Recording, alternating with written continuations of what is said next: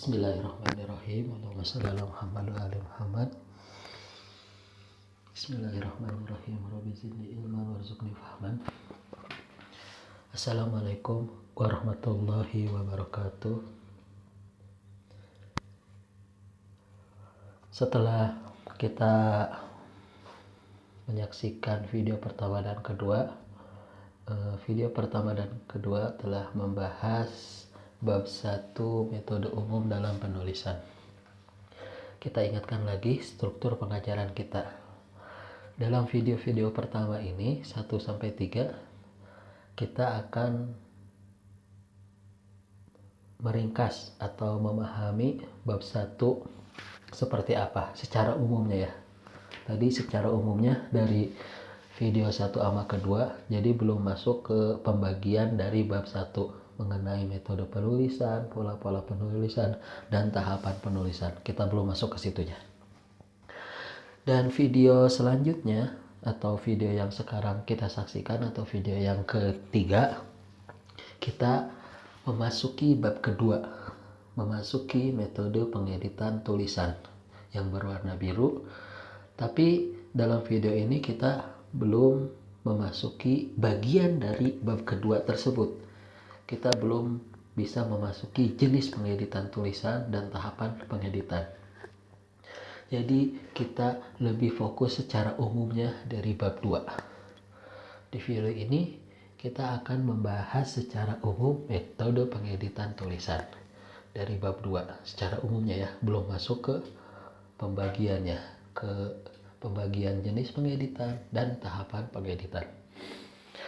Ya, bismillah, kita masuk ke slide berikutnya. Bab kedua, metode pengeditan tulisan. Di bab kedua ini secara umum kita akan membawa beberapa poin.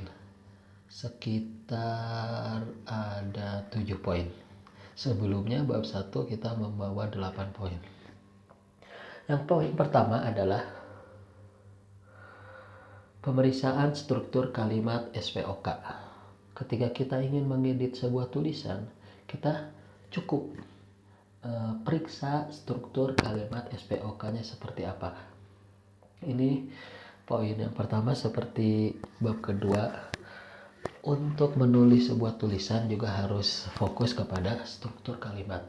Dalam pengeditan juga harus terfokus pada struktur kalimat. Kita harus periksa bagaimana struktur kalimat SPOK-nya sesuai atau tidak, iya atau tidak.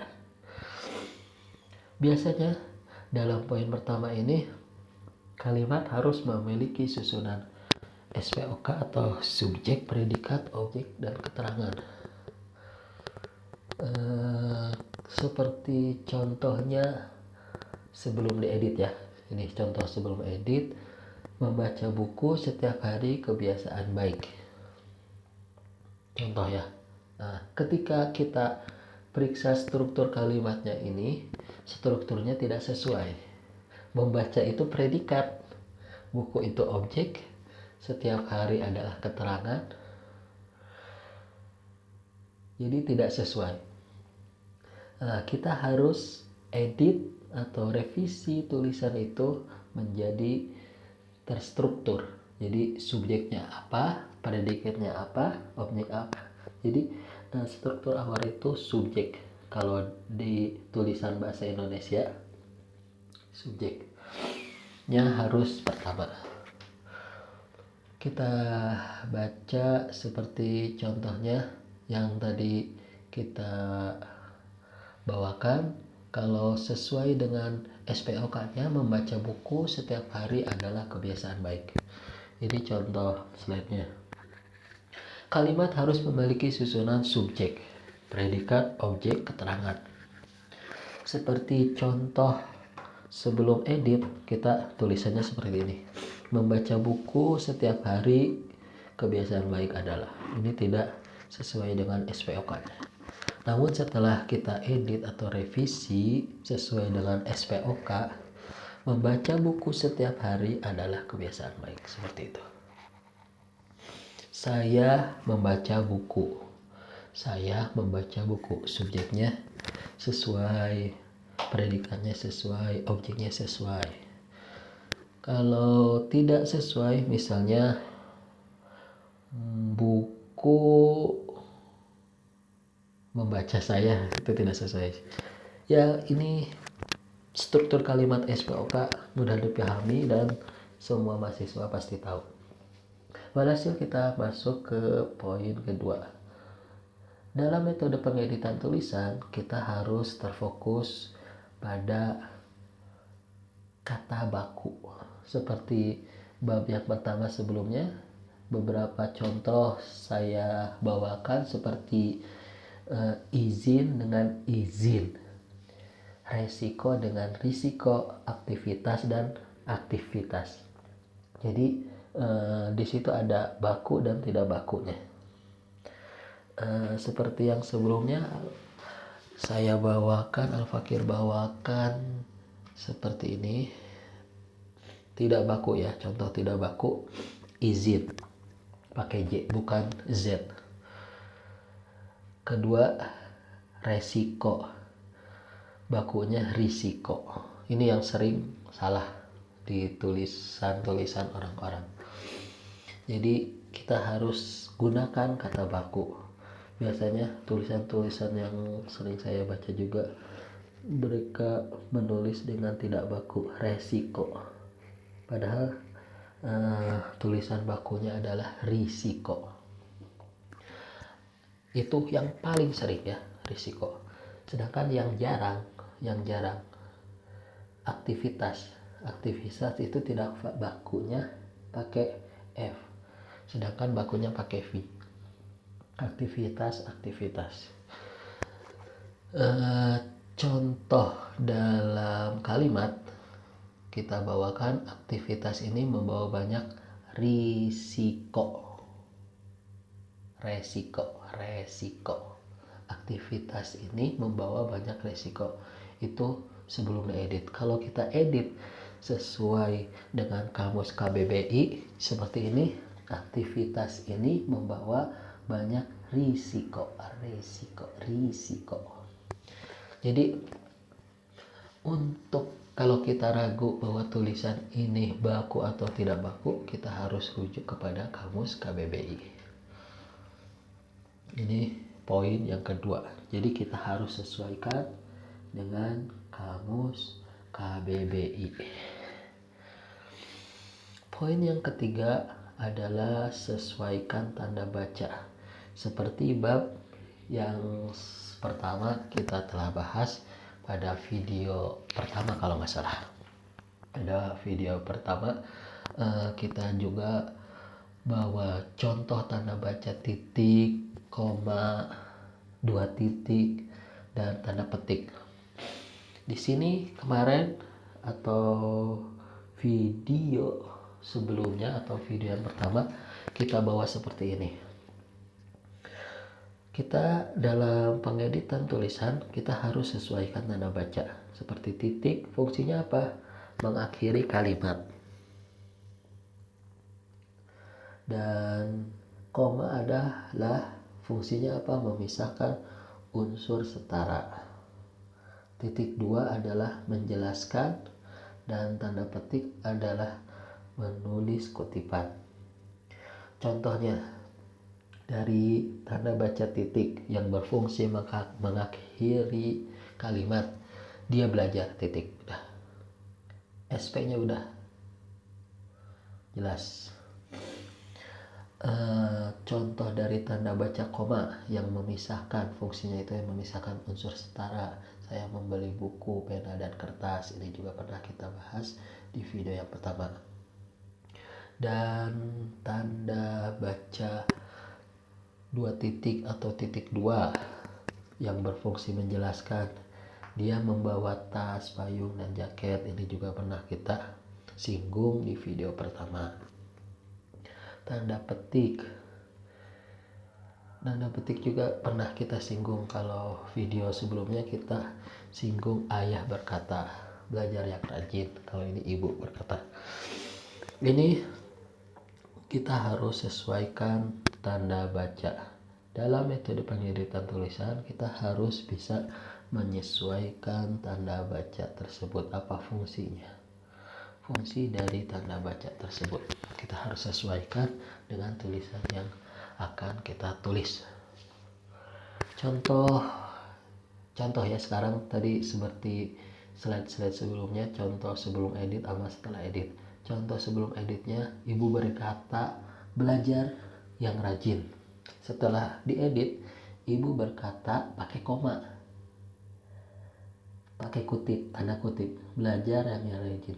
Biasanya kalau kita membawa kalimat tanda petik, kita harus bawa koma. Seperti contoh tulisan-tulisan Rasulullah bersabda, koma, apa yang disabdakan pakai tanda petik.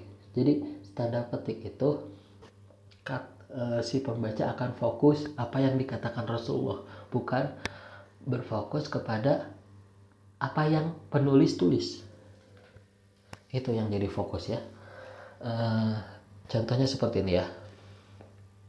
Contoh sebelum edit, ibu berkata tanpa koma nih, belajar yang rajin. Jadi si penulis itu supaya pembaca fokus ke belajar yang rajin. Tapi ini tulisannya kurang tepat, harus di bawah koma. Apa fungsi koma itu? Memisahkan unsur setara. Jadi bawalah koma. Gini, ibu berkata, koma, tanda kutip, belajar yang rajin. Biasanya kalau kalian buka buku-buku atau tulisan-tulisan orang lain, seperti Rasulullah bersabda, koma. Udah gitu pakai tanda petik apa yang disabdakan Rasul, supaya si pembaca bisa membedakan apa yang dikatakan Rasul, apa yang ditulis si penulis. Jadi ada dua ya. Dengan apa? Dengan tanda koma itu.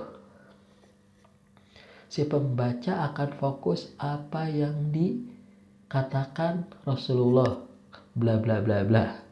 Apa yang ditulis si penulis, bla bla bla bla. Jadi dengan apa? Dengan tanda koma itu.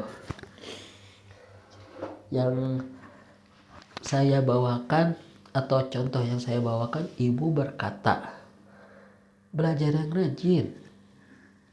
Iya betul.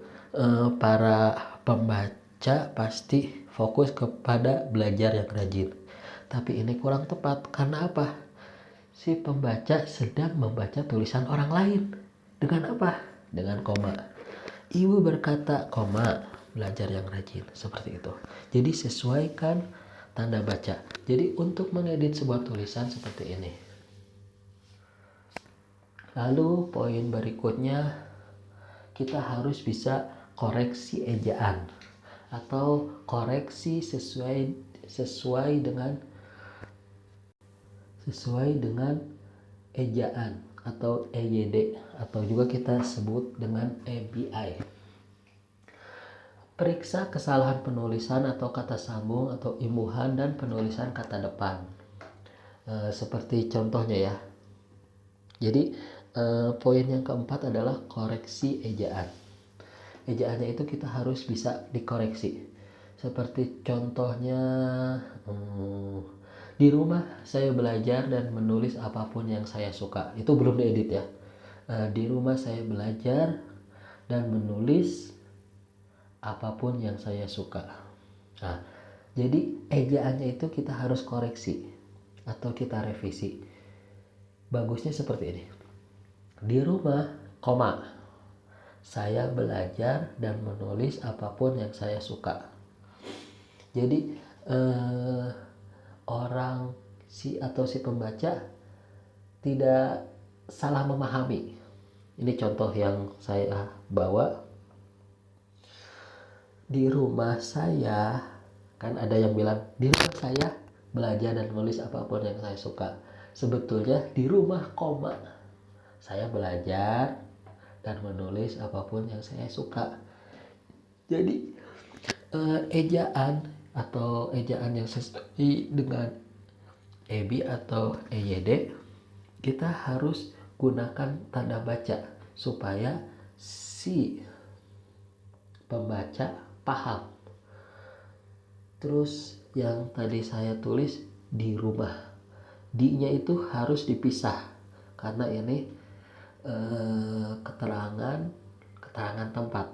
Jadi di udah gitu bawa tempat rumah gitu. Di rumah, saya belajar dan menulis dan saya menulis apapun yang saya suka. Asalnya di rumah saya belajar dan saya menulis apapun yang saya suka, kita koreksi atau kita edit menjadi di rumah, saya belajar dan menulis. Sebelumnya saya belajar dan saya menulis. Sayanya yang kedua kita hapus. Jadi saya belajar dan saya menulis apapun yang saya suka. Seperti itu. Jadi ejaannya itu harus sesuai dengan EYD atau ABI.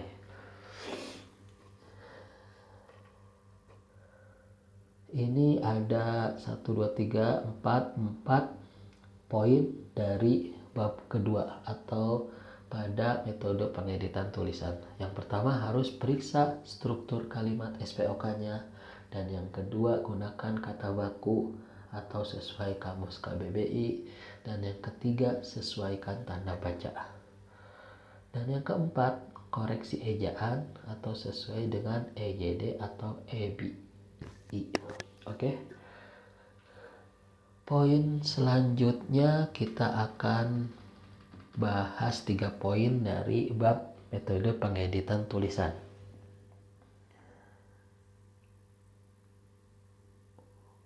Bab kedua dari metode pengeditan tulisan. Poin yang kelima adalah perbaiki keterpaduan antar kalimat. Poin yang kelima ini hampir sama dengan poin pada bab kedua atau keterpaduan antar paragraf. Jadi keterpaduan logis antar paragraf. Dalam poin kelima ini seperti contohnya kita harus memadukan antara kalimat-kalimat agar si pembaca mengikuti irama apa yang kita tulis. Jadi kalimat harus saling terhubung. Jadi kalimat paragraf pertama atau kalimat awal 2, 3 itu harus terhubung secara logis dan mengalir. Pada poin kelima kalimat harus saling terhubung secara logis dan mengalir. Contoh sebelum editnya seperti ini. Saya suka menulis. Buku adalah teman saya. Menulis itu penting. Semuanya pakai titik.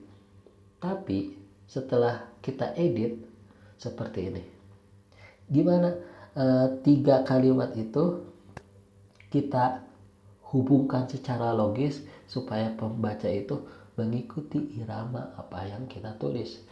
Setelah edit kita baca. Saya suka menulis karena menulis adalah cara saya mengekspresikan diri.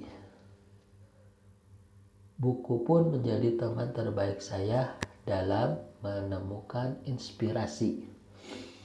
Jadi tulisan yang selanjutnya itu si pembaca merasa ikuti alur atau setiap kalimatnya itu terhubung secara logis. Kalau yang contoh sebelum diedit ya, saya suka menulis. Buku adalah teman saya. Menulis itu penting. Jadi itu cuma poin-poin saja. Gimana poin-poin itu kita sambung-sambung atau kita hubungkan secara logis dan agar si pembaca mengikuti alir atau alur yang kita tulis. Dengan seperti ini, saya suka menulis karena menulis adalah cara saya mengekspresikan diri, titik. Buku pun menjadi teman terbaik saya dalam menemukan inspirasi. Jadi poin kelima adalah perbaiki keterpaduan antara kalimat. Jadi kalimat harus saling terhubung secara logis dan mengalir agar si pembaca mengikuti alur yang apa kita tulis. Poin yang ke-6 adalah singkirkan kata atau kalimat yang tidak efektif. Seperti bab pertama sebelumnya, setiap tulisan-tulisan itu yang bertele-tele kita ringkas atau kita singkat atau kita padatkan, tapi syaratnya apa? Harus jelas. Seperti contoh ya, jadi kita dalam mengedit tulisan kita harus hapus atau kita singkirkan kalimat atau kata-kata yang tidak efektif, yang tidak perlu, yang kata-kata yang mudah bertele-tele. Sebelumnya kan dalam tahapan penulisan kita tulis aja, kita tulis yang bertele-tele. Setelah kita tulis bertele-tele, kita revisi, kita singkatkan. Tapi apa? Dengan syarat apa kita singkatkan, kita padatkan? Dengan syarat tulisan atau singkatan yang kita revisi itu lebih jelas atau jadi jelas. Kalau kita singkat terus kita padatkan tapi tidak jelas, percuma. Lebih baik yang bertele-tele itu. Jadi dalam mengeditan tulisan juga harus kita mampu singkirkan kata-kata yang tidak efektif. Seperti contohnya, pada saat ini kita sedang berada dalam situasi yang cukup sulit dan menantang. Jadi itu sebelum diedit ya. Setelah diedit, saat ini kita menghadapi situasi yang sulit dan menantang. Ada perbedaan? Ya kan, ada perbedaan. Jadi contoh sebelum diedit itu lebih panjang, lebih bertele-tele. Pada saat ini kita sedang berada di dalam situasi yang cukup sulit dan menantang. Ketika kita revisi atau kita edit, saat ini kita menghadapi situasi yang sulit dan menantang. Yang penting apa? Setelah kita ringkas, setelah kita padatkan, setelah kita singkat itu jelas, tidak keluar dari yang tulisan bertele-tele itu yang tidak efektif, yang tidak perlu. Perbandingan antara contoh sebelum edit dan setelah edit. Pada saat ini padanya kita hapus. Kita sedang berada di dalam situasi yang cukup sulit. Nah, itu panjang. Kita ringkas, kita menghadapi situasi yang sulit, ya kan? Dan menantang seperti di atas, dan menantang seperti itu. Itu poin yang ke-6. Poin yang terakhir dari bab 2 metode pengeditan tulisan adalah konsistensi istilah, format, dan gaya. Seperti bab pertama, kita juga telah membahas konsistensi tulisan. Nah, yang sebelumnya kita contohkan tulisan Ustadz Muhsin Labib, kita lihat kayak SHN, Said Hasan Nasrullah. Ketika konsistensinya seperti itu, ya seperti itu. Ketika tulisannya itu harus miring, harus miring. Seperti contoh gayanya, gaya bahasanya seperti apa. Kalau gaya bahasanya seperti artikel ilmiah, jadi gaya bahasanya harus formal. Terus kalau kita ingin nulis tulisan atau jenis tulisannya cerita pendek, gaya bahasa kita harus naratif, seperti itu. Jika kita ingin menulis tulisan surat pribadi, jadi gaya bahasanya itu kita harus santai, personal, seperti itu. Jadi pada poin yang ketujuh adalah jaga agar penggunaan istilah atau penggunaan ejaan atau penggunaan gaya penulisan tetap konsisten. Seperti istilahnya SHN pada tulisan Ustadz Muhsin Labib, semuanya istilahnya seperti itu. Terus formatnya, ketika kita ingin formatnya seperti ini, harus seperti ini. Seperti gayanya juga harus konsisten dalam penulisan. Contohnya seperti Al-Fakir bawakan, jaga agar penggunaan istilah, ejaan, atau gaya penulisan tetap konsisten. Contoh sebelum edit, internet sangat penting. Titik, internet mempermudah komunikasi. Apa? Setelah kita edit, internet sangat penting. Titik. Nah, setelah titik apa? I-nya itu. Jadi format atau setiap kalimat, awal kalimat, huruf pertamanya harus kapital. Jadi ini contoh dari format ya yang kita bawakan itu. Jadi I-nya itu harus kapital. Internet mempermudah komunikasi. Itu tadi contoh dari format. Sedangkan contoh dari gaya bahasa, seperti contoh artikel ilmiah, gaya bahasanya harus formal. Jadi penelitian, contoh tulisannya. Jadi penelitian ini menunjukkan bahwa bla bla bla bla bla. Jadi lebih formal gitu. Kalau gaya bahasanya naratif, seperti cerita pendek atau tulisan cerita, hari itu langit tampak kelabu. Terus gaya bahasa surat pribadi harus santai, hai semoga kamu sehat selalu ya, seperti itu ya. Ini bab kedua mengenai metode pengeditan tulisan. Jadi ada 7 poin yang telah kita bawa dari metode pengeditan tulisan. Poin yang pertama adalah periksa struktur kalimat SPOK, dan yang kedua adalah gunakan kata baku atau sesuai dengan kamus KBBI, dan yang ketiga adalah sesuaikan tanda baca seperti titik, koma, titik, dua, atau tanda petik. Dan poin keempat adalah koreksi ejaan sesuai dengan EYD atau EBI. Seperti di rumah saya belajar. Nah, di rumah saya belajar, di rumah koma, seperti itu. Dan poin yang kelima seperti yang kita perhatikan, perbaiki keterpaduan antara kalimat. Dan yang keenam, singkirkan kata kalimat yang tidak efektif atau yang bertele-tele. Dan yang ketujuh adalah konsistensi istilah, format, dan gaya.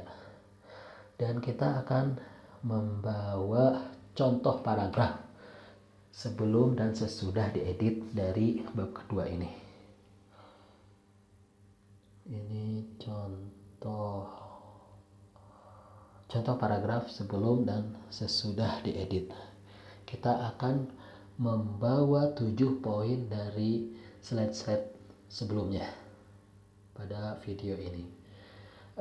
Jadi kita harus terfokus kepada konsistensi istilah, format, dan gaya. Kita juga harus terfokus pada singkirkan kata-kata yang bertele-tele. Kita harus perbaiki keterpaduan antara kalimat yang asalnya tidak logis atau tidak mengalir. Kita harus koreksi ejaan juga, dan kita harus sesuaikan tanda baca dan gunakan kata baku sesuai KBBI. Dan yang terpenting adalah periksa struktur kalimat SPOK-nya. Ini contoh yang kita bawa sebelum edit dan setelah edit ya. Sebelum edit, menulis adalah kegiatan yang baik karena menulis bisa meningkatkan kemampuan berpikir, serta dengan menulis kita dapat melatih cara menyampaikan ide-ide secara tertulis, dan itu membantu kita di masa depan. Banyak kesalahan.